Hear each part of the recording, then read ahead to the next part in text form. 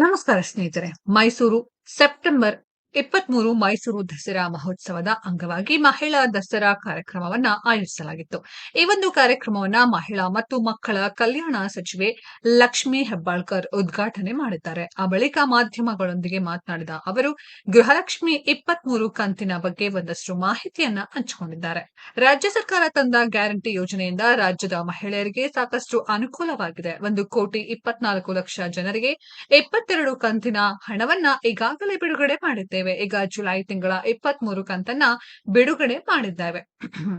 ದಸರಾ ಹಬ್ಬಕ್ಕೆ ಅನುಕೂಲವಾಗಲಿ ಅಂತ ಫಲಾನುಭವಿಗಳ ಬ್ಯಾಂಕ್ ಖಾತೆಗೆ ಗೃಹಲಕ್ಷ್ಮಿ ಹಣ ಜಮಾ ಮಾಡಲಾಗಿದೆ. 3 ದಿನದ ಹಿಂದೆ ಜುಲೈ ಕಂತು ಬಿಡುಗಡೆಯಾಗಿದೆ ಎಂದು ಹೇಳಿದ್ದಾರೆ. ಸಾಧಕರ ಸಾಧನೆಯನ್ನ ಗುರುತಿಸಿ ಅವರನ್ನ ಸನ್ಮಾನಿಸುವುದೇ ನಿಜವಾದ ದೊಡ್ಡ ಸಾಧನೆ ಎಂದು ಮಹಿಳಾ ಮತ್ತು ಮಕ್ಕಳ ಅಭಿವೃದ್ಧಿ ಇಲಾಖೆ ಸಚಿವರಾದ ಲಕ್ಷ್ಮೀ ಹೆಬ್ಬಾಳ್ಕರ್ ಹೇಳಿದರು. ಸಮಾಜದಲ್ಲಿ ಸಾಧಕರನ್ನ ಗುರುತಿಸುವ ಕೆಲಸ ಆಗಬೇಕಿದೆ ಎಂದರು. ಇವತ್ತಿನ ದಿನಗಳಲ್ಲಿ ಹೋಟೆಲ್ ಉದ್ಯಮ ಎಂಬುದು ತಮಾಷೆ ಅಲ್ಲ. ಎಲ್ಲಾ ವರ್ಗದವರನ್ನ ಅತಿಥಿ ದೇವೋ ಭವ ಅಂತ ಸೇವೆ ಮಾಡುವುದೇ ಹೋಟೆಲ್ ಉದ್ಯಮದ ಕೆಲಸ. ಮೈಸೂರಿನ ಹೋಟೆಲ್ ಉದ್ಯಮಿಗಳು ಸಹಕಾರ ಬ್ಯಾಂಕ್ ಸ್ಥಾಪಿಸುವ ಮೂಲಕ ಎಲ್ಲರಿಗೂ ಆಶ್ರಯ ನೀಡುತ್ತಿದ್ದಾರೆ ಎಂದು ಹೇಳಿದರು.